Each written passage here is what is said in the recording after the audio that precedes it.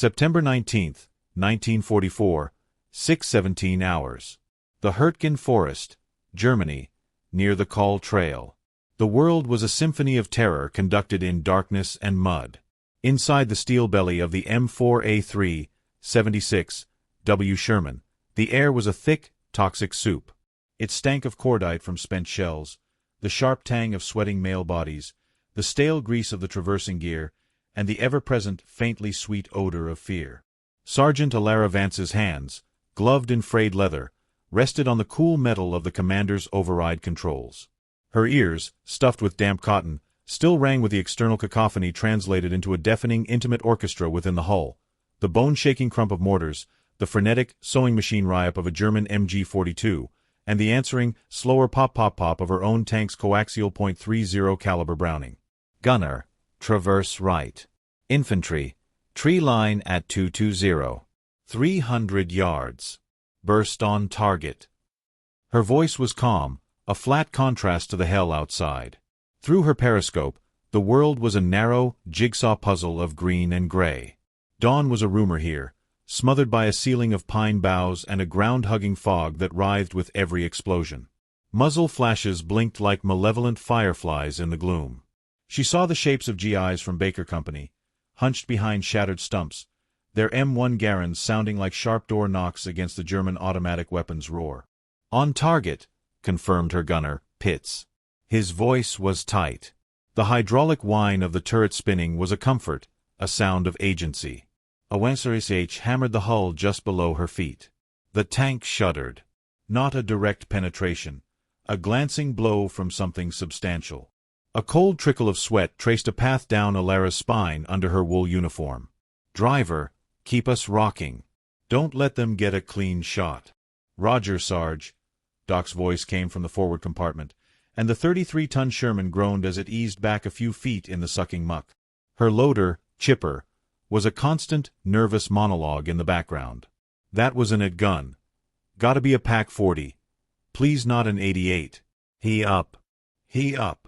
He slammed the heavy, cylindrical high-explosive round into the breech with a practiced thud clang. The radio, the SCR 508, was a bedlam of panic. Voices overlapped, cutting in and out through static. "King 2 is hit, we're brewing." "Any station, Baker Actual, we are pinned at the creek." "Tigers. I saw a fucking tiger in the east draw. Fall back to phase line green. Acknowledge." Elara filtered it out, focusing on her sector. But a pattern was emerging from the chaos. The fire wasn't just coming from the front, from the German line they were supposed to be assaulting at first light. It was thickening from the east. And now, to the west, she heard the distinctive, deeper thump of a German tank gun, not the sharp crack of the American 76 mm. A shape burst from the fog to their left, stumbling, falling, then scrambling toward them. An infantryman, his face a mask of mud and terror, slammed his fist against the side of the hull. Elara yanked open the hatch above her, the cold, damp air and the immediate, overwhelming noise flooding in. The smell changed, wet earth, rotten wood, and the coppery scent of blood. "Tank. Sergeant!" he screamed, his voice raw. "Panthers. 2 of them. They're behind us. They came up the firebreak. They're cutting the trail." The words were ice water in her veins. Behind them. The Kall Trail was their only supply and retreat route. If it was cut, she looked east. More muzzle flashes. West. The heavy gun fired again, closer. The radio screamed about encirclement. The pieces snapped together in her mind with a horrific, geometric clarity. This wasn't a holding action. This was a deliberate, methodical squeeze. Her platoon, Baker Company's infantry, and the tank destroyers they'd heard on the net earlier. They were in a sack, and the Germans were cinching it shut. "Chipper," she said, her voice cutting through the din as she dropped back inside, sealing the hatch. The interior gloom felt suddenly suffocating. "Sarge." Smoke. "How many?" A frantic clatter of metal. 3 WP, 2 standard. Load standard. Gunner, same tree line. Elevation +5. Fire for obscuration, not effect. Pitts hesitated. "Sarge, that's our last T4. "That's an order, Pitts. Fire when ready." The breech slammed shut. "Up. Fire." The tank rocked with the discharge. A second later, through the periscope, she saw the shell burst and a billowing, dense cloud of white smoke begin to blossom, caught and pulled by the faint southerly breeze across the German line of sight.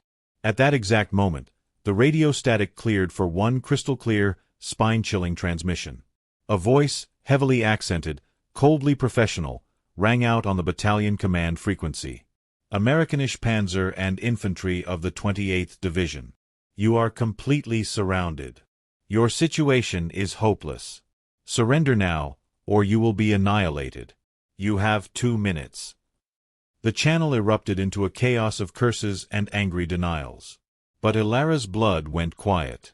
The ultimatum was a tactical tool, to paralyze, to create panic. It confirmed everything. In the sudden, relative silence of her own frozen crew, a new sound intruded. Not from the radio. From outside. The grinding shriek of steel tracks on wet ground. Heavy tracks. Through a momentary rift in the smoke and fog she just created, 50 yards to their direct front, the silhouette emerged. It was low, angular, and deadly. The long, overhanging barrel of a 75mm KWK-40 gun. A Panzer IV. And it was pointed right at them.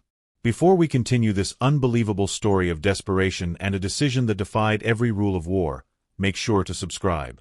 This is the true, untold moment where history balanced on a knife's edge, and you won't believe what happens next. The scent that filled Elara Vance's world was not cordite, but pine. Not wet wool, but sun-warmed sawdust. Not mud, but the fine, dry dust of the high desert that clung to everything in Prineville, Oregon. The sound was not the scream of shells, but the patient sigh of wind through ponderosa pines and the grumbling chorus of crickets on a summer evening. She was 16, and her hands were already skilled.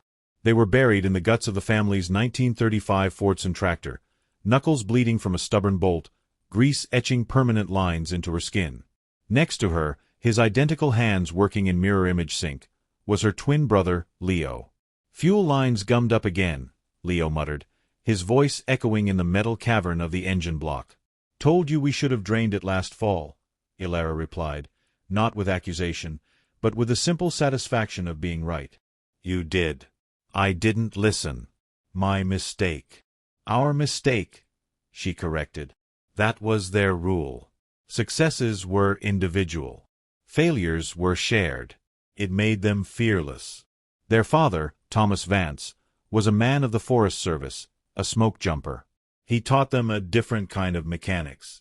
Not just of engines, but of fire itself. He would take them to the ridges, point to the sea of green below, and speak in a low, steady voice. "See the slope of the land, Elara. See how the wind catches that draw, Leo. A fire will run there like a train. Your job isn't just to put it out. Sometimes your job is to steer it, to burn a piece to save the whole." He taught them to read the wind on a wet finger, to feel the humidity in the air, to see the different greens of dry brush and living timber. Elara learned that smoke wasn't just a signal of destruction, it was a tool. Thick, white smoke from a controlled burn could blanket a valley, smothering a more dangerous fire's advance. It could hide, it could protect, it could redirect. The war felt a world away, a distant drama in newsreels. Until December 7, 1941. The quiet shock that radiated through their small town was palpable. Leo, his face set in a hard line Elara had never seen, stood up from the radio.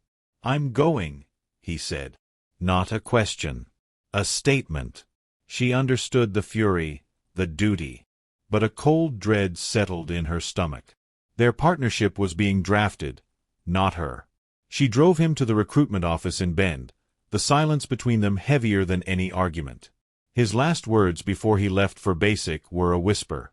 "Keep the tractor running, L." His letters arrived from Fort Knox first, then from North Africa. They were technical masterpieces, scribbled in the margins of manuals and on the backs of ration boxes. He wrote not of glory, but of angles and armor. *L, the German Mark IV.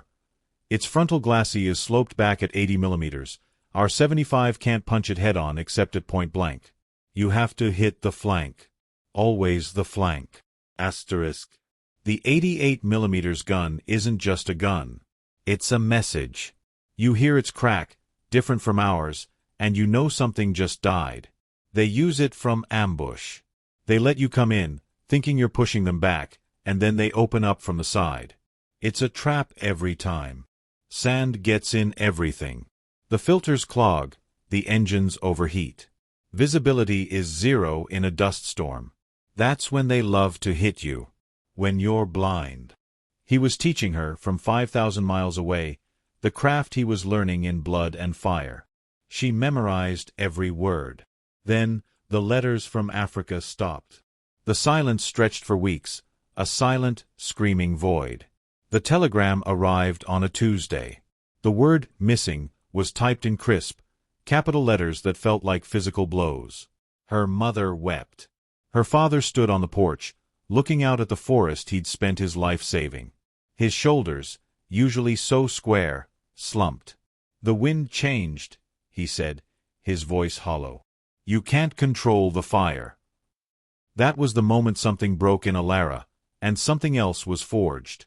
Grief was a luxury. Leo wasn't missing. He was lost in a storm of steel and fire. And someone had to learn to steer in that storm. Her own enlistment was a battle. The Women's Army Corps wanted typists, clerks, drivers for generals on safe bases. She demanded mechanic school. She badgered officers with Leo's technical letters as proof of her understanding. Her stubbornness, and a desperate army's need for anyone who could keep machines running, finally got her to Fort Knox, Kentucky, the armored heart of the war machine. The scale was overwhelming. Acres of tanks, Stuarts, Lees, and rows upon rows of the workhorse M4 Sherman. The roar of their radial engines was a constant thunder. She started as a test driver for repaired vehicles, running them through obstacle courses meant to simulate everything from shell craters to vertical walls. She learned the Sherman's weaknesses firsthand. The high profile, the gasoline engine's terrifying tendency to brew up, the visceral jerk of the steering levers that took all a driver's strength. That's where Master Sergeant Connor Murphy found her. A veteran of the 1st Armored Division in Tunisia, he had a face like cracked leather and eyes that missed nothing. He watched her, not with the leering curiosity of some men, but with the analytical gaze of a master craftsman observing a new tool. "You drive like you're listening to it," he grunted one day, stopping her as she climbed out of a mud-spattered tank. "It talks, Sergeant," she said, wiping grease from her cheek. "The transmission whines when it's stressed. The track has a different slap when a pin is loose." He gave a slow, almost imperceptible nod. He took her under his wing. He taught her the things Leo's letters hadn't covered. The psychology of a crew, the way fear smelled inside a buttoned-up tank, the importance of never letting your voice rise above a calm, even tone in combat. He also taught her the religion of the manual. "This," he would say, slapping the thick technical manual 9 to 759, "was written by the ghosts of every crew that died learning a lesson. You follow it, you might live. You deviate, you become a footnote." But in the same breath, he'd show her a workaround, a trick with the bilge pump to clear a flooded fighting compartment, a way to jury-rig a damaged traverse motor. "That's not in the book," he'd whisper. "But it's in here." He'd tap his temple. The day her orders for the European theater of operations came through, she went to his office. He looked older, the memories of Tunisia a weight he visibly carried. He didn't offer platitudes. Instead, he pulled a small, oil-stained notebook from his desk. "My notes," he said, his voice gravelly. "From Tunisia. What they don't put in the manual. The things that worked." He pushed it across the desk. "Don't let the brass see it. They don't like poetry that doesn't rhyme with their regulations." She took it, the leather cover warm from his hands. That night, in her barracks, she opened it. It was a chaotic log of engagements, sketches of terrain, and terse, brutal lessons. Defilade is life. They always have one more at gun than you see. Dust is your enemy. Smoke can be your friend. On the last page, crammed into a corner as if added in a frantic moment, was a single, circled line. The words were scrawled, urgent, and they seemed to burn off the page. Smoke. They use it to blind. We only use it to hide. She stared at the words, her father's voice whispering about steering fires, Leo's last letter crying about being unable to see. A terrible, beautiful idea began to coil in the dark of her mind, a thread connecting the Oregon forests to the German fog. The forest swallowed them whole. That was Elara's first, overwhelming impression upon arriving at the front in September 1944. The cheerful, manic energy of the English countryside where they'd staged was gone, replaced by a suffocating, primeval gloom. This wasn't the war of her brother's letters, the open, sun-scorched deserts of Tunisia. This was something older, more malicious. The Hürtgen Wald. It was a fortress built by nature and fortified by Germans. Thousands of acres of dense, dark Norwegian spruce, planted so close together their branches intertwined, creating a perpetual twilight on the forest floor. The roads were muddy tracks, churned into bottomless quagmires by the tracks of the vehicles that had tried, and often failed, to pass. The air was cold, damp, and carried a persistent, rotten sweet smell of decaying vegetation and something else, something metallic and foul that she couldn't place at first. She would later learn it was the scent of unburied dead, seeping into the damp earth. Her tank, an M4A3, 76W they'd christened Vixen, was no longer a symbol of mobile power. It was a slow, loud, vulnerable box. The 76mm long-barrel gun, so impressive on the firing range, was often useless in a world where visibility ended at 50 yards. The towering profile that made it a stable gun platform made it a perfect target for Panzerfausts fired from the dense undergrowth. Her crew solidified in this green pressure cooker. Pitts, the gunner. A lanky kid from Philadelphia with the eyes of a watchmaker and the soul of a mathematician.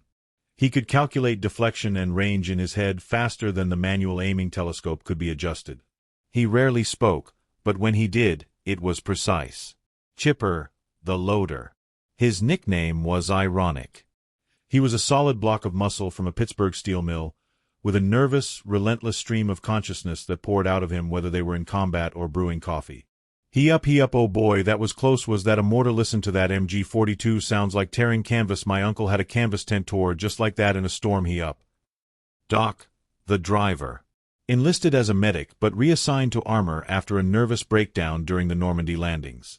He was the calmest of them all, his hands steady on the steering levers, his voice a monotone over the intercom. He drove not with aggression, but with a surgeon's careful, deliberate touch, feeling the terrain through the soles of his boots on the hull floor. Elara commanded them with the quiet, analytical authority she'd learned from Murphy. She didn't shout. She observed, calculated, directed. They trusted her because she never wasted a word, never gave an order born of panic. Their first real action was a support push for the 28th Infantry Division's 112th Regiment. The objective was a crossroads clearing marked on the map as Objective Willow. The map was a liar. From their start line, they could hear the distant thunder of artillery, but see nothing but the wall of trees. Driver, advance slow. Gunner, scan left and right arcs. Loader, he. The Vixen groaned forward, its track sinking deep into the black mud. The infantry moved alongside, young men looking small and afraid against the massive trees.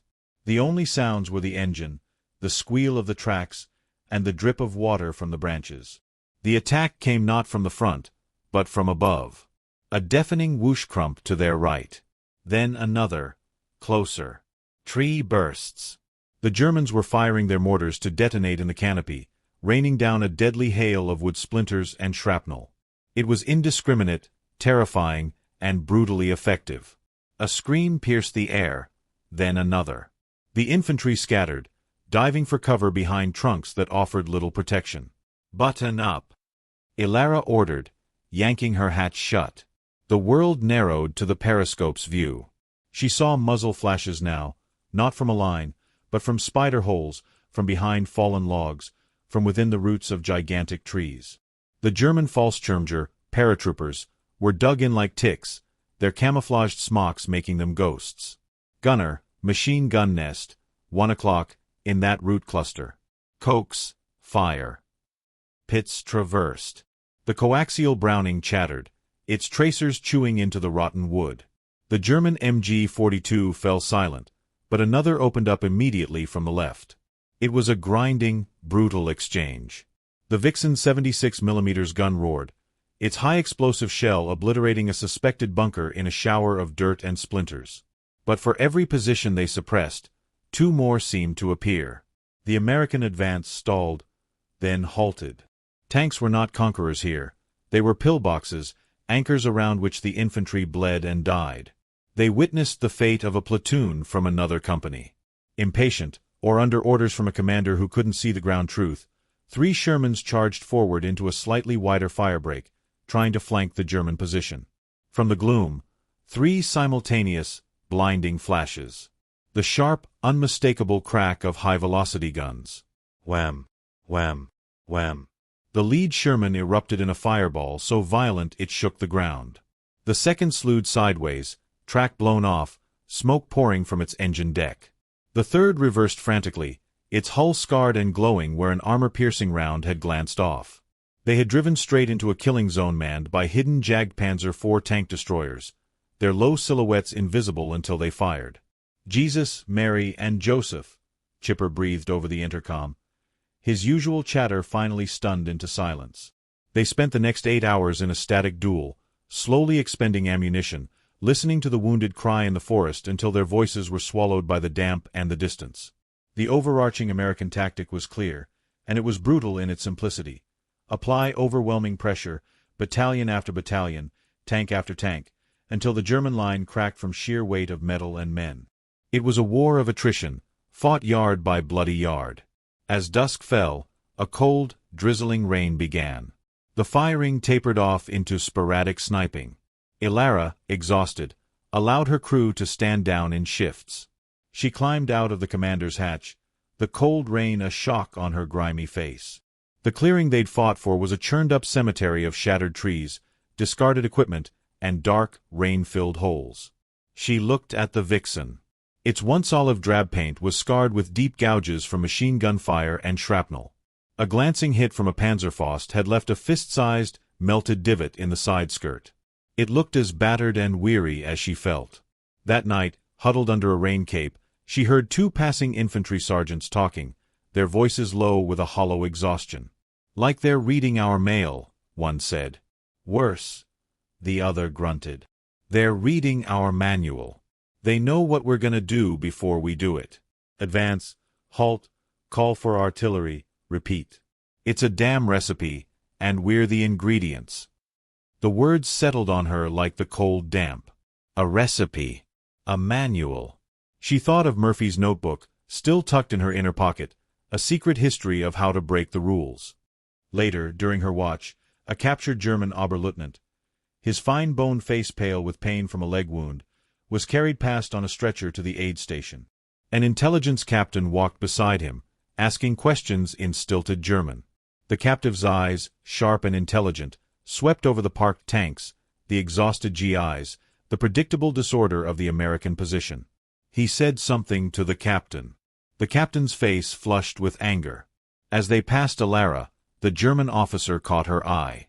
His lips curled, not in a smile, but in a smirk of profound contempt. He said, in painfully clear, deliberate English, "You fight by the book." He paused, letting the drizzle fill the silence. "We write the book in your blood." The stretcher-bearers moved on, taking the chilling words with them. But they hung in the air, mixing with the scent of wet ash and pine. That night, in the absolute blackness of the forest, Elara took out Murphy's notebook. By the shielded glow of a flashlight, her finger found the circled, frantic note from Tunisia. "Smoke. They use it to blind. We only use it to hide." She stared at the words, then out into the impenetrable darkness of the Hürtgen. An idea, fragile and dangerous as a spider's web, began to form in the space between the German's taunt and Murphy's warning. What if you didn't just hide with smoke? What if, like her father steering a wildfire, you used it to blind the enemy at the precise moment they thought they could see everything? The order that came down on the morning of September 19th was a model of straightforward, linear thinking. It was, Elara thought with a sinking feeling, a perfect example of the book, the German officer had sneered at.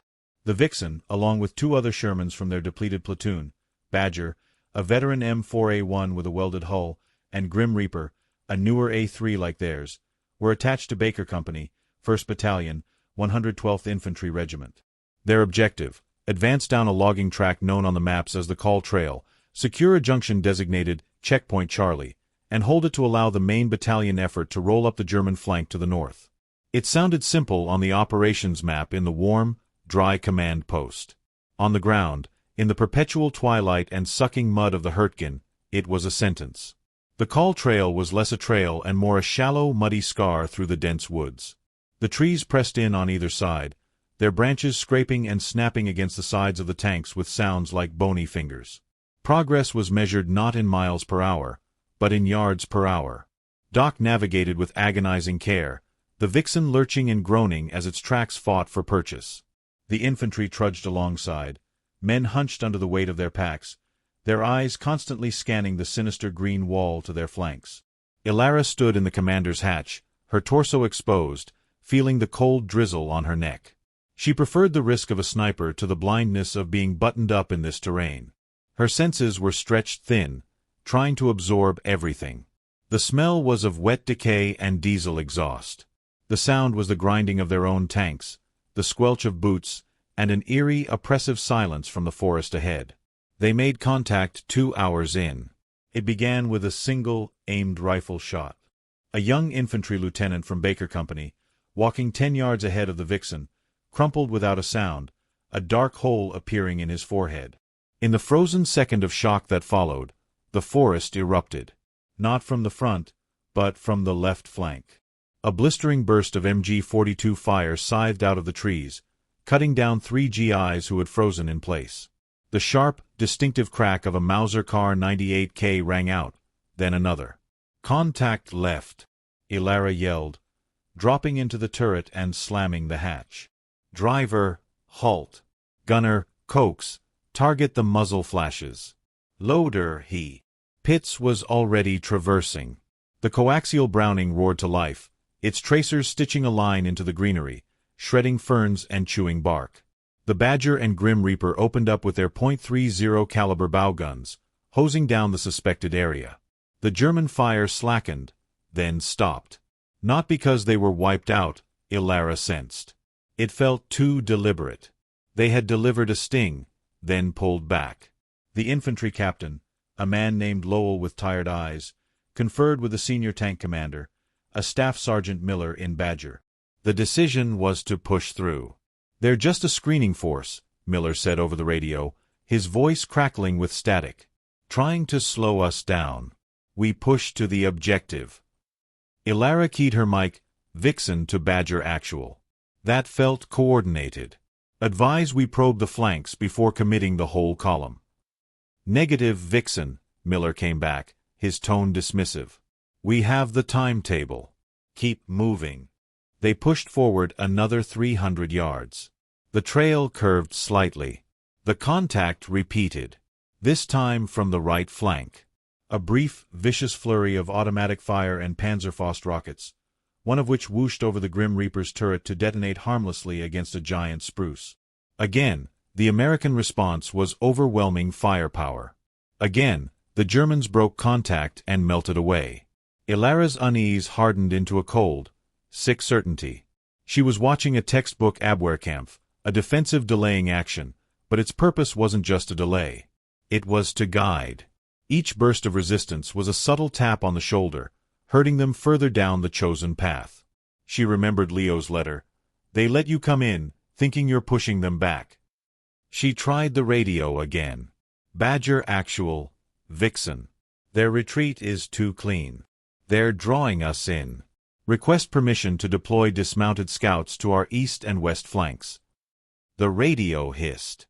"Denied, Vixen. We don't have the men to spare. Stay on the trail. We're almost to the checkpoint." The column lumbered forward. The silence returned, deeper and more threatening than before. Even the birds had stopped calling. The only sounds were the mechanical ones they made themselves. Elara felt the trap like a physical pressure in the air. It was in the geometry of it. The narrow trail was a fatal funnel.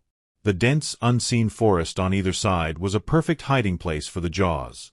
Then, the radio reports started to fracture. Baker 2 to Baker Actual. We've lost contact with Charlie Company on our left. Heavy weapons fire. Sounds like it's behind our start point now. Over. A different voice panicked. This is Dogbone 3. We are in contact with enemy infantry on the high ground to our right. Where the hell is our flank security? Then, from a tank destroyer unit they'd been told was operating parallel to them a half-mile north. Any station, this is Hellhound 6. We are heavily engaged with enemy armor. Say again, enemy armor. 2, maybe 3 vehicles, type unidentified. We are displacing. The pieces were no longer just in Elara's mind. They were on the net for everyone to hear, a chorus of disaster. The left flank was gone. The right flank was engaged from an unexpected direction. Friendly units to the north were fighting for their lives against tanks. They weren't advancing on an objective. They were the center of a collapsing pocket.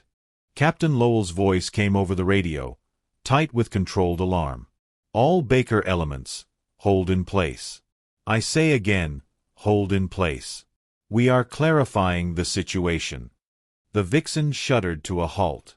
Elara popped the hatch again, needing to see. The infantry had gone to ground, faces pressed into the mud. The other 2 Shermans had their engines idling, their turrets scanning nervously. She looked east, into the gloom. Movement. Not the chaotic movement of an assault, but the slow, deliberate, sideways shift of figures in field gray and splinter-pattern camouflage. False Churmger. They weren't attacking. They were sealing. A sound cut through the drizzle, a sound that turned her blood to ice. It was the deep, guttural growl of a heavy gasoline engine, and the shriek of metal tracks. Not American. German. It came from the west. Then, a moment later, an answering growl from the east. They were no longer just hearing about armor. They were hearing it. At that moment, a figure stumbled out of the trees to their right, crashing through the underbrush. He was a mess, uniform torn, one arm clutched to his chest, his face a mask of blood and mud. He was a scout from the missing Charlie Company. He collapsed against the Vixen's bogey wheel, gasping. Captain Lowell ran over. "Report, soldier." The scout looked up, his eyes wide with the pure animal terror of a man who has seen the hunter. "Sir." "Panthers," he gasped, each word a struggle. Not in front. They're circling. Behind us. They're cutting the trail. We're in a sack." The words hung in the wet air. Captain Lowell's face, already pale, went ashen. He looked from the scout to the dense, silent forest, to his map, then to the hulking shapes of the stationary tanks. The professional facade cracked, revealing the raw fear beneath. Elara didn't need to look at a map. She saw it. The Kall Trail was the drawstring. The Panthers were the hands pulling it tight. And they were already inside the bag. The trap was not just sprung. It was already closing. The inside of the Vixen became a pressure chamber of silent dread. The scouts gasped report. Panthers, circling behind, echoed in the confined space, amplified by the white noise of the idling engine and the distant, ominous growl of those very German tanks. On the intercom, no one spoke. Pitts's breathing, usually inaudible, came in short, sharp pulls. Chipper had stopped his monologue entirely. Doc's hands on the steering levers were perfectly still. Outside, command unraveled in real time. Captain Lowell stared at his map as if the lines had betrayed him. Staff Sergeant Miller's voice barked over the radio from the Badger, loud enough for Elara to hear through her open hatch. "Lowell, we can't stay here. We're sitting ducks in this mud. We either assault through to the objective or we backtrack now." Lowell looked up from the map, his face a mask of conflicting terrors. The infantryman's fear of being caught in the open. The officer's fear of failing his orders. "The objective is 500 yards ahead, Miller. Battalion expects us at checkpoint Charlie." "Battalion isn't in this goddamn meat grinder." Miller shot back, the professionalism fraying. "You heard the net. Our flanks are gone. That's not a breakthrough ahead, it's a wall. Elara made a decision. She dropped into the turret, sealed the hatch, and keyed the radio, switching to the platoon tactical frequency. Vixen to Badger Actual and Baker Actual. Request closed conference. A moment of static, then a click.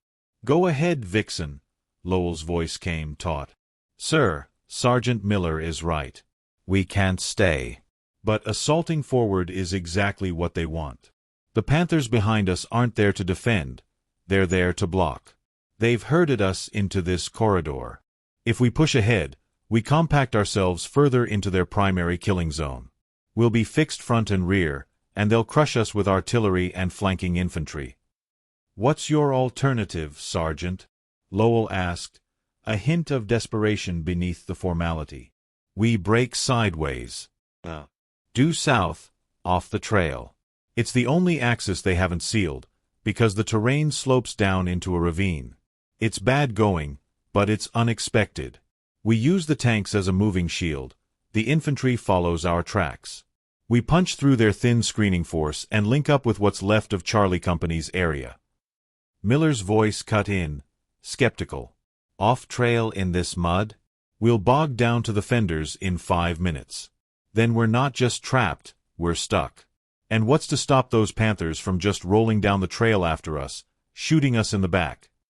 They won't, Elara said, her mind racing, assembling fragments. They're heavy. 50 tons. This mud will be just as bad for them. Their role is to cork the bottle, not chase us through the woods. Their infantry will try to pin us, but if we move fast and hard, we can dislocate them. She could hear the doubt hanging in the static. It was a plan born of instinct and a deep, spatial understanding of the terrain, not doctrine. It violated the first rule of armored movement: stay on capable roads. Sergeant Vance, Lowell said, his voice regaining a brittle authority. That is not the mission. The mission is to take Checkpoint Charlie. We advance. We have the armor to punch through whatever is ahead. Once we're on the objective, we can dig in and hold until the battalion main effort relieves us.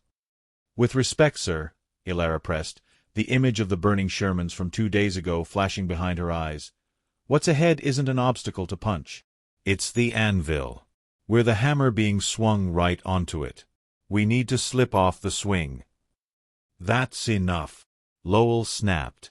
I am not dispersing my command into impenetrable woods on the word of a tank commander.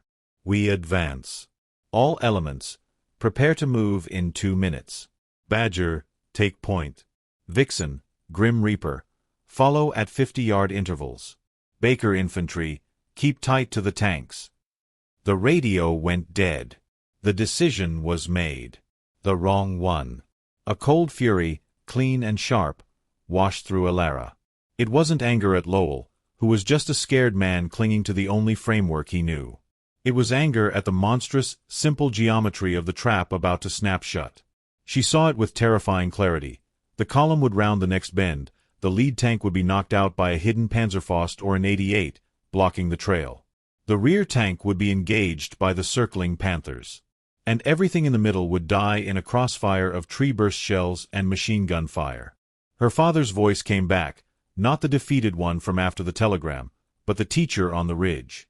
Sometimes your job is to steer it, to burn a piece to save the whole. Murphy's scribbled note burned in her memory. Smoke. They use it to blind. We only use it to hide. Leo's last, desperate line. We couldn't see. An idea, born of all 3 men, crystallized. It was insane. It was unauthorized. It was the only possible equation that didn't end in 0. Chipper, she said, her voice calm in the stale air. Yeah, Sarge. Ammo status. By round. A frantic shuffle. 7 AP for the 76. 3 He. 2 white phosphorus. 1 smoke canister. Cokes is about 400 rounds. Bow guns full. 3 units were about to be annihilated. She had 1 smoke shell. 1. Mathematician in him latching onto the abstract concept. There's a slight breeze from the south-southwest. Maybe 3 knots. I need you to put that smoke shell not where the enemy is, but where it will go. To drift over their forward observers, over their platoon commanders with the field telephones. I need to blind the eyes and deafen the ears of the pincer, just for a few minutes. To what end? Doc asked softly from the driver's seat. To create a signal, Elara said. One big, stupid, obvious signal that every trapped American out there can see through the fog. And then we all move toward it. Not as a column on a trail. As a swarm, away from the anvil. It was a gamble of monumental proportions. It relied on the Germans being momentarily confused. It relied on the other American units seeing her signal and understanding it. It relied on sheer, desperate momentum. Outside, the engine of the Badger roared as it began to lumber forward. The order was being executed. The march to the anvil had begun. Lieutenant Lowell's voice crackled on the radio, not to her, but to all. Baker elements, advance. Watch for anti-tank teams in the trees. God be with you. At that exact moment, as if triggered by the start of the American movement, the forest to the east and west erupted. Not with the sporadic fire of before, but with a coordinated, violent storm. MG-42s opened up from multiple, concealed positions. Mortar rounds began to walk their deadly pattern down the length of the column, the explosions geysering mud and shattered wood. From ahead, down the trail, came the sharp, fatal crack of a high-velocity gun. A scream over the radio from Badger. Hit! We're hit. Tracks gone. The trap wasn't just sprung. The killing had begun. Captain Lowell's voice shrieked over the radio, all control gone. Return fire. All elements, return fire. But the order was useless. They were firing blind into a green wall, wasting ammunition. The German fire was methodical, aimed, controlled. They were already reading from the book they'd written in blood. Elara keyed her mic, her finger tight on the button. Baker actual, Vixen. Request execute alternate plan. Smoke and breakout. Now. The reply was immediate, hysterical. Negative, Vixen. Maintain formation. That's a direct or... The transmission dissolved into a scream of static as a mortar round landed near the captain's position. The command structure, such as it was, vanished in the dirt and the noise. Elara looked at her crew through the dim red battle light. Their faces were pale, waiting.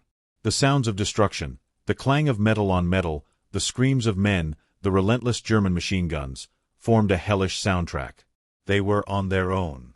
Chipper, Elara said, her voice the still, calm center of the storm. Yeah, Sarge. Load smoke. Time didn't slow down.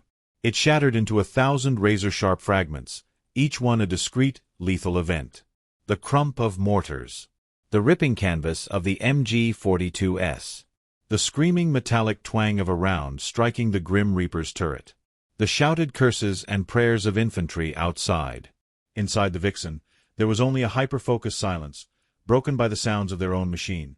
The heavy clunk of the smoking canister round being rammed home, the hydraulic whine as Pitts traversed the turret not toward an enemy, but toward an empty patch of mist-shrouded trees to the southeast. Loaded!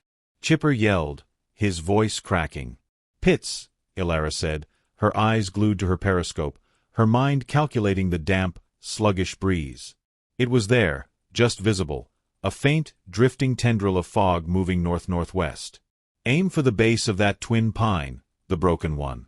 Not the tree. The air in front of it. Lead the wind. Fire. On target, Pitts confirmed, his voice devoid of all emotion save concentration. His foot pressed the pedal. The 76 mm gun roared, the concussive blast vibrating through the steel floor. The tank rocked back on its suspension. For a heart-stopping second, nothing happened. Then, 200 yards ahead and slightly to the right of the German positions they could actually see, a dull thump echoed. A fat, white flower bloomed in the air, instantly caught by the weak current. It unfurled, thick and greasy, a billowing cloud of white phosphorus and zinc chloride that clung to the moisture in the air, expanding with shocking speed. The wind tugged at it, pulling it like a ragged curtain across the eastern tree line, directly into the suspected positions of the German forward observers and command elements. The effect was immediate, but not in the way standard doctrine predicted. The German machine gun fire from that sector didn't intensify in panic, it stuttered. It lost its disciplined, interlocking rhythm. The mortars, which had been walking with deadly precision, fell momentarily silent. The smoke wasn't hiding the Americans. It was blinding the German controllers who were orchestrating the symphony of fire. "Now!" Elara hissed, grabbing the radio handset. She switched to the battalion's general frequency, the one she knew was likely monitored, maybe even compromised. She didn't care. This had to be heard. She keyed the mic, and when she spoke, her voice was not a scream, but a clear, calm, commanding monotone, cutting through the static and chaos like a knife. "All Yankee units in Kall Trail sector, this is Vixen. Ignore smoke front. I say again, ignore smoke front. Watch for my phosphorus mark. Rally on mark. Break west. Rally on mark. Break west." She released the mic. "Chipper. WP. Same azimuth. Elevation +10. Fire for marker. Up. Fire." A second roar. This shell arced higher, flying over the spreading white cloud. It impacted on a slight, bald rise to the southwest, a rocky hillock barely visible through the general gloom. On impact, the white phosphorus erupted in a brilliant, sizzling fountain of pure, magnesium-white fire and dense, milky smoke. It was a beacon. A terrible, beautiful beacon that burned through the forest shadows, visible for 1,000 yards in every direction. It marked not the enemy, but the only viable escape route, a path that led away from the trail, away from the anvil, through the thinning southern edge of the German screen. For 3 long seconds, nothing but the continued crackle of small arms fire. Then, the radio sparked to life. A different, ragged voice. "Hellhound 6 to Vixen. See your mark. We are mobile. Attempting to break contact to the west." Another voice, tight with fear but laced with sudden hope. "Baker 2 to any station. We see the white fire. Moving toward it." A third, from the crippled Badger. "Vixen, this is Badger. We're immobilized but covering. Get the infantry out. Go." It was working. The plan, born of forestry and desperation, was working. The trapped, isolated units now had a single, unifying point. They were no longer 3 separate pieces being crushed. They were becoming a swarm, moving with one desperate purpose. "Dock," Elara ordered. "Reverse 10 yards. Hard left turn. We're going to pivot and cover the infantry retreat. Pitts, Cokes, keep hosing down that eastern tree line. Don't let them reorganize." "Roger," Doc said, and the Vixen groaned into motion, its tracks digging deep as it began its turn, putting its thicker side armor toward the most likely direction of tank fire. Through her periscope, Elara saw the infantry of Baker Company begin to move. Not as a orderly line, but as scared men seizing a lifeline, scrambling back down the trail, then peeling off to the south, toward the burning hillock.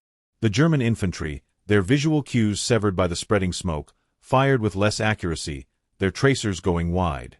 But the Germans were not fools. Their reaction, when it came, was swift and brutal. The deep-throated growl of the panther to the west suddenly became a roar. It was moving, not down the trail, but cross-country, smashing through smaller trees, coming to cut off the retreat. Pitts, main gun. Panther, 11 o'clock, approximate range 400. He'll be coming through those firs. AP loaded. Chipper shouted. The turret whined, searching for a target in the chaotic green and gray. They saw a monstrous shape, low and lethal, the long overhang of its 75mm gun, emerging from the mist to their left front. It was angling to get a side shot at the retreating infantry mass. Fire! The Vixen's gun spat fire and steel. The shell shrieked across the clearing and struck the panther high on its glassy plate. A spectacular shower of sparks, a deafening clang, but the round ricocheted into the trees, gouging a bright scar in the armor but not penetrating. The panther rocked but didn't stop. Its turret began to traverse toward them, a slow, mechanical promise of death. Reload. AP. Chipper was a machine, the spent casing ejecting with a clang, the next solid shot rammed home in a blur of motion. Up. Before Pitts could fire again, salvation came from an unexpected quarter. From the north, a stuttering blast of high-velocity fire, the sharper crack of the 76mm gun on a Wolverine tank destroyer. 2 rounds slammed into the Panther's flank in quick succession. The first sparked, but the second punched through with a sound like a sledgehammer on a boiler. A jet of orange flame licked from the puncture. The Panther ground to a halt, smoke billowing from its engine deck. Hellhound unit had joined the fight. A wild, fierce joy surged through Elara. The plan was holding. The swarm was fighting back. Doc, advance. Swing us around. We need to keep suppressing the infantry positions. Pitts, switch back to Cokes. Conserve main gun ammo. As the Vixen lurched forward, crushing underbrush beneath its tracks, a new shape materialized directly ahead, emerging from the very smoke screen Elara had created. It was lower and squatter than a Panther, with a fixed, menacing gun. A Stu G3 assault gun, its crew apparently disoriented and pushing forward blindly through their own visual confusion. It was a stroke of insane luck and terrible danger. They were 30 yards apart, point-blank range in tank terms. The Stu G's barrel was already turning, but it was searching, its vision blocks filled with white smoke. Gunner, front. Chipper screamed, his voice hitting a register of pure terror. Pitts, reacting faster than thought, fired the coaxial machine gun. The tracers walked up the Stu G's hull, sparking harmlessly but drawing its attention. The German vehicle jerked to a halt. In that frozen second, as the Stu G's gun began to depress to target them, Elara saw it. The driver's forward vision port. A tiny, vulnerable square. Pitts. Main gun. Driver's port. Fire. The turret hadn't needed to move. The gun was already on target. Up. Chipper sobbed, slamming the final AP round home. Fire. The world dissolved into sound and fury. The blast was a physical force. Inside the Vixen, it wasn't just a sound. It was a concussive fist that slammed into their chests, deafened them, and filled the fighting compartment with the eye-watering stench of burnt powder and hot metal. The 76mm armor-piercing round struck the Stu G3's driver's vision port dead center. At that range, the hardened steel projectile didn't ricochet. It punched through the laminated glass and steel plate like a fist through rotten wood, becoming a whirlwind of white-hot fragments inside the German vehicle's cramped interior. The effect was horrific and instantaneous. The Stu G didn't brew up. It just died. A puff of smoke and dust shot from every seam and vision port. Its forward momentum ceased. The long 75mm gun, which had been depressing toward them, went limp and sagged. Silence, save for the faint, ticking sounds of contracting metal. No one in the Vixen cheered. There was no time. The act of killing was just a step in the calculus of survival. Move, Doc. Now. Southwest, toward the marker. Elara ordered, her ears ringing. The vision in her periscope was a swirling nightmare of gray smoke, green trees, and the blazing white phosphorus beacon on the hillock. Men, small and dark like insects, were streaming toward it. The German infantry fire was becoming more disorganized, but no less deadly. Tracers still crisscrossed the clearing, but without the murderous, coordinated focus of before. As they lurched forward, the radio buzzed with fractured updates. Hellhound 6, we are clear. 1 M10 lost, but we're moving west with about 30 does. Baker 2, we're at the base of the hill. Taking fire from the south. Badger, we're still here. Firing all remaining .50 cal. Good luck, Vixen. Elara keyed her mic, becoming the ad hoc conductor of this desperate retreat. All units. Vixen. Converge on the marker but do not cluster. Spread along the western tree line at the base. Hellhound, use your speed. Sweep south of the hill and suppress anything that moves. Baker elements, dig in where you are. We're the anvil. Hellhound is the hammer. Badger. She paused, the cold reality settling in. The immobilized Sherman was a sacrifice, buying them seconds with its final rounds. Badger, you're our eyes to the north. Give us warning. Roger, Vixen. We'll give 'em a light show. Staff Sergeant Miller's voice was grim, accepting. For 10 minutes, a fragile, violent equilibrium held. The Vixen, now positioned at the edge of the clearing near the burning hillock, fired its coaxial Browning in controlled, conserving bursts at any muzzle flash from the east. The German pressure was still immense, but it had lost its surgical precision. It was now a brutal brawl in the smoke. Elara's gamble had turned a coordinated Kesselschlacht, a cauldron battle, into a chaotic melee. In the melee, the outnumbered had a chance. Then the music changed. A new sound entered the orchestra, a deep, earth-shaking crump that was different from the sharper American 76mm or the German 75mm. It came from the north, from the trail they'd abandoned. It was followed by a titanic explosion that lit up the fog from within, a brief, terrible sun that silhouetted the trees. A voice, raw with despair, screamed over the radio from the Badger. "King Tiger! North on the trail!" It just... The transmission vanished into a wave of static. The word hung in the air, heavier than the smoke. Königstiger. King Tiger. The most feared tank of the war. Over 70 tons of nearly impervious armor. An 88mm KWK-43 gun that could punch through a Sherman's front plate at over 2,000 yards. And it was here, blocking their northern escape, having evidently dealt with the brave, immobilized Badger in a single, contemptuous shot. The fragile hope curdled. The infantry at the base of the hillock, who had begun to think they might live, froze again. The Hellhound tank destroyer, fast and agile but with paper-thin armor, would be a death trap in open engagement with that monster. "Vixen, this is Hellhound 6. We have visual." One King Tiger, 100 yards north of the marker, using the trail as a firing lane. It's just sitting there. It's daring us to run. Elara saw it through a gap in the smoke. It was a monster from a different war. Its slab-sided, immense hull made the Sherman look like a child's toy. The long, wicked barrel of the 88 was motionless, pointed straight down the escape path they all needed to take. It didn't need to advance. It was a fortress. It owned the ground it sat on. Standard doctrine screamed, disengage, hide, call in artillery or air support. But there was no artillery coordination left, and the sky was a solid ceiling of cloud and fog. Doctrine was a ghost. "Pits," Elara said, her mouth dry. "Ammo status." A hollow clatter from the back. Chipper's voice was a whisper. "Sarge, that's it. 1 AP left. 3 he. No more smoke. No more WP. 1 round. Against a King Tiger." It was a joke. The standard 76mm AP round could, theoretically, penetrate the King Tiger's thinner side armor at very close range, if it hit perfectly flat. From the front, or from this angle, it would just scratch the paint.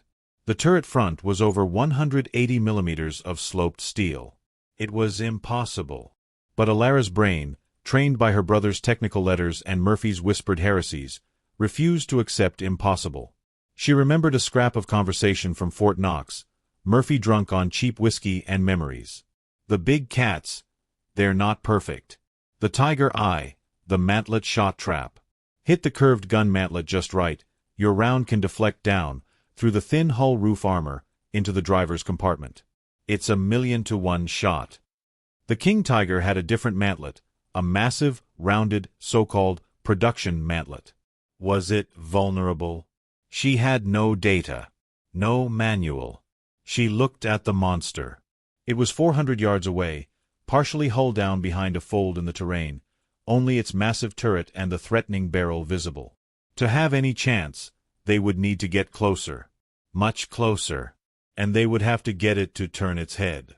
"Doc," she said, her voice low. "When I give the order, I need you to do something insane." "Define insane," Doc replied, his monotone somehow calming. "I need you to charge it." A beat of silence. "Okay." "Not directly. In a shallow curve. From its left to its right. Make it traverse its turret to follow us. I need to see its front, and I need it to be moving. You want it to shoot at us, Pitts stated. I need its attention. All of it. Hellhound 6. Vixen. On my mark, pop smoke if you have any left, then haul ass west. Don't engage. Just run. Draw any infantry fire you can. Vixen, what are you doing? Hellhound's commander asked. Gambling, Elara said. Baker elements. When the tiger fires its first shot, whether it's at us or Hellhound, you run west. Don't stop. Go. She took a deep breath, the air tasting of phosphorus and doom. She thought of Leo, not as a ghost, but as a co-conspirator. I see it, Leo. Now I have to make it miss. Chipper. Load AP. The last round slid home. The sound was final. Up. Document hard left. Full throttle. Curve us toward it. The Vixen's engine roared in protest as Doc slammed the levers. The tank lurched out from behind the cover of a shattered stump, its tracks throwing up great gouts of mud, and began a wide, desperate arc across the clearing, presenting its thinner side to the behemoth. For 3 seconds, nothing happened. The king tiger was a statue. Then, with a mechanical purr audible even over their own engine, its turret began to rotate. It was slow, deliberate, terrifying. It was tracking them. He's on us. Chipper yelped. Steady, Doc, Elara murmured, her eyes locked on the periscope. The curve of the German mantlet was coming into view. It was huge. A perfect, rounded shield of steel. Where was the shot trap? Where would a round deflect down? The lower curve? The join where it met the turret face? Pitts, she said, her voice as calm as if she were giving range to a target on the practice field. Forget penetration. We're shooting for a ricochet. Aim for the very lower lip of the gun mantlet. The point where it overhangs the turret ring. You need to hit it at a glancing angle. Pitts didn't question. He was already making the minute adjustments, the tank's bumping, jolting motion making the aim a nightmare. I'll try. Traverse is leading. Steady, Doc. For God's sake, steady. I'm driving, not praying. Doc snapped, fighting the mud. The king tiger's turret stopped.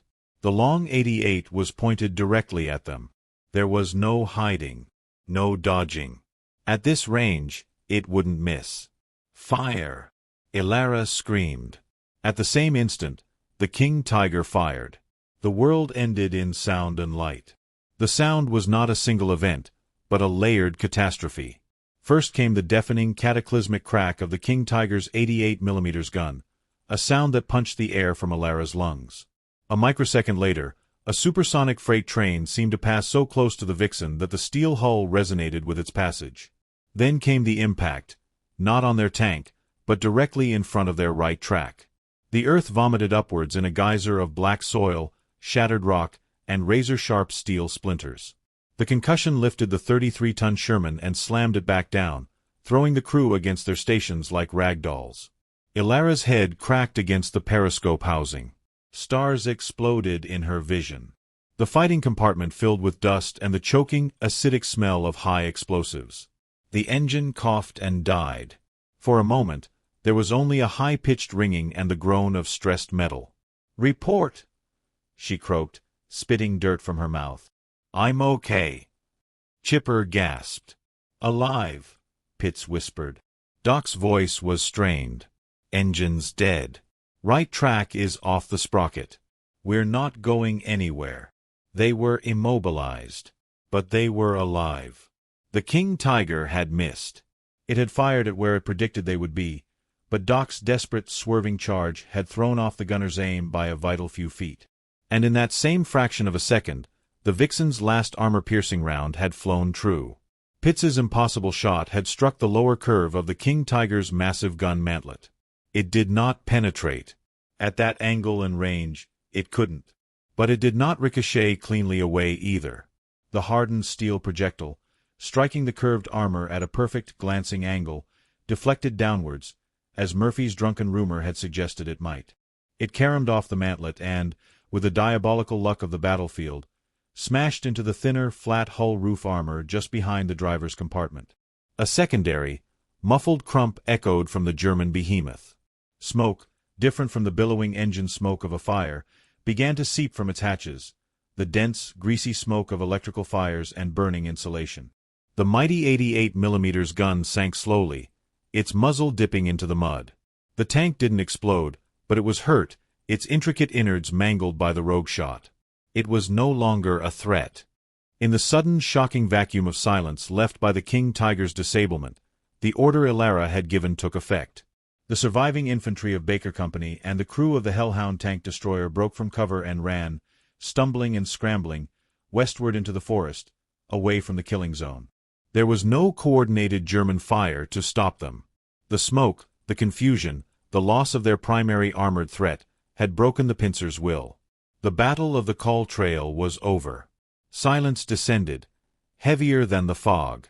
It was broken by the intermittent crackle of burning wood, the distant moans of the wounded, and the slow, metallic tink-tink-tink of the Vixen's cooling hull. The white phosphorus on the hillock burned down to a sullen, smoking heap. It took an hour for the medics and recovery teams, cautiously probing forward, to reach them. Elara and her crew climbed out of their steel coffin, their legs wobbly, their ears still ringing. The cold air was a shocking benediction. The clearing was a landscape from a nightmare. The shattered, smoldering hulk of the Badger. The inert forms of fallen infantry, now being covered with ponchos. The sinister, smoking bulk of the King Tiger, its crew captured stumbling dazedly from their disabled monster. Captain Lowell was gone, killed by the mortar blast that had ended his command. The surviving lieutenant from Baker Company simply nodded to Elara, his eyes hollow, before turning to shepherd his ravaged men. The debriefing was held in a muddy tent at the battalion command post, the air thick with the smell of wet canvas, stale coffee, and exhaustion. A full-bird colonel, his uniform clean, his face lined with the strain of managing this bloody stalemate, sat across from her. A stenographer tapped quietly in the corner. Elara recounted the events in a flat, precise tone. The advance, the contact, the realization of encirclement, the breakdown of command. She explained her reasoning for the smoke shell, for the phosphorus marker, for the radio call. She did not embellish. She did not mention Murphy's notebook. She framed it as an immediate, tactical necessity. The colonel listened, steepling his fingers. When she finished, he was silent for a long moment. "Sergeant Vance," he said finally, "your actions resulted in the preservation of 3 combat units that would otherwise have been annihilated. Over 150 men are alive because of your initiative." He paused, letting the commendation hang. Then his eyes hardened slightly. "However, you operated on a potentially compromised frequency, issuing unencrypted movement orders. You employed signaling methods not prescribed in communication protocol. You effectively assumed command in a combat zone without explicit authority, countermanding the last known order of a commissioned officer. You diverted from your assigned mission objective." He leaned forward. "What you did was reckless ingenuity. It worked. God knows it worked. But we cannot have tank sergeants, however brilliant, rewriting field manuals in the middle of a firefight. Do you understand?" Elara looked at him, seeing not a villain, but a man clinging to the system that held an army together. "Yes, sir. Your actions will be noted as tenacious defensive maneuvering. There will be no official reprimand in your file, nor will there be a commendation. The story of the smoke trick will not be in my report. Is that clear?" "Perfectly clear, sir." She was dismissed. As she left the tent, the true cold of the Hürtgen seeped into her bones. It was the cold of understanding. She had saved them, but the army could not afford to celebrate how. It would imply the manual was wrong. It would encourage others to improvise. In the vast, grinding machine of war, her moment of insight was a spark to be extinguished, not a flame to be fanned. Days later, the Vixen was dragged back to the maintenance depot. It was a wreck, destined for the scrap line or a long rebuild. Elara, assigned a new tank, found herself walking past the vehicle that had been their home and their coffin. She ran a hand along its scarred flank, over the melted divot from the Panzerfaust, the fresh gashes from the king tiger's near miss. A hell of a page to write. The voice came from behind her. Master Sergeant Connor Murphy stood there, a ghost from Kentucky in the German fog. He held 2 tin cups of coffee. He handed one to her. "I heard a rumor," he said, his eyes on the disabled vixen. A crazy rumor about smoke and a king tiger. Sounded like something from a bad notebook. Elara sipped the coffee. It was bitter and hot. "Just followed procedure, Sergeant." Murphy's lips twitched in what might have been a smile. He looked at her, really looked at her, his veteran's eyes seeing past the dirt and the exhaustion to the steel that had formed inside. He didn't say, "Well done." He didn't say, "I'm proud." He simply gave a single, slow, deep nod. It was the only acknowledgement she needed. It was the one that mattered. He walked away, leaving her with the ruins of her tank and the silence. That night, in the damp gloom of a captured German bunker that served as her platoon's quarters, Elara took out Leo's last letter. The paper was soft from countless foldings, the pencil smudged. She didn't need to read it. She knew the words by heart. But she unfolded it anyway, her fingers tracing his frantic scrawl. They came from everywhere, we couldn't see. For the first time, the words did not feel like a cry of despair. They felt like a puzzle she had finally solved. He hadn't been telling her how he died. He had been telling her how to fight. She had answered him. Not with a letter, but with a billowing cloud of white smoke across a German tree line. With a burning marker on a hill. With a 1,000,000-to-1 shot in the fog. She had fought to make the unseen seen, and to blind the enemy who saw too much. There would be no medal, no headline. Woman tank commander saves battalion with smoke. History would record only another brutal, costly day in the Hürtgen Forest. But in the memories of the men who scrambled toward her white phosphorus star, and in the quiet nod of a broken old sergeant, her page was written. In the damp silence of the forest, she realized she had not just broken a manual to save men. She had written a single, vital page for her brother, in smoke and fire, where before there was only a blank space marked missing. This was the story of the unseen gambit that defied the rules of war. If you believe these untold moments of courage deserve to be remembered, smash that like button, subscribe, and ring the notification bell. The fog of history hides countless more. I'll see you in the next one.